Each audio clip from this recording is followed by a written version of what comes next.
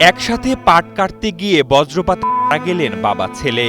একসাথে আর বাড়ি ফেরা হলো না তাদের। বলছি ৫৫ বছর বয়সী আনোয়ার প্রভু নারায়ণ ও তার ছেলে ২৩ বছর বয়সী নিমাইয়ের কথা।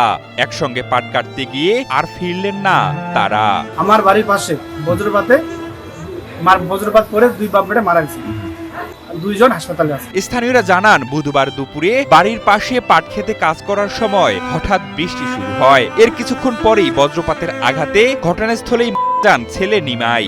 ঘাস কাটছিল, ঘাস কাটে দাগুনের মতো চলো আমার থানা দেয় কোনো যাই দেখছি তো মা কোনো ব্যাপারে গুরুতর আহত অবস্থায় বাবা আনোয়ার সহ আরো দুই যুবককে হাসপাতালে নেওয়া হলে চিকিৎসাধীন অবস্থায় যান আনোয়ার প্রভুও।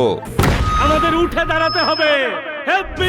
স্পিড, সকল অন্যায়ের বিরুদ্ধে রুখে দাঁড়ানোর এনার্জি পার্টনার। কাইলা কাটছিল, পাট কাটে পাট উভা দিল, পাট উভা শেষের দিক আর এরা টিপ দিল, মনে করে ফ্লাই জন্য এই টিপটা আনবে, টিপটা আনিলে শেষ। এমনি তো মেঘটা ফুটে উঠেছে, দুজন দিতে পড়েছে, যাই দেখেছি দুজন দুই পিকে পড়েছে।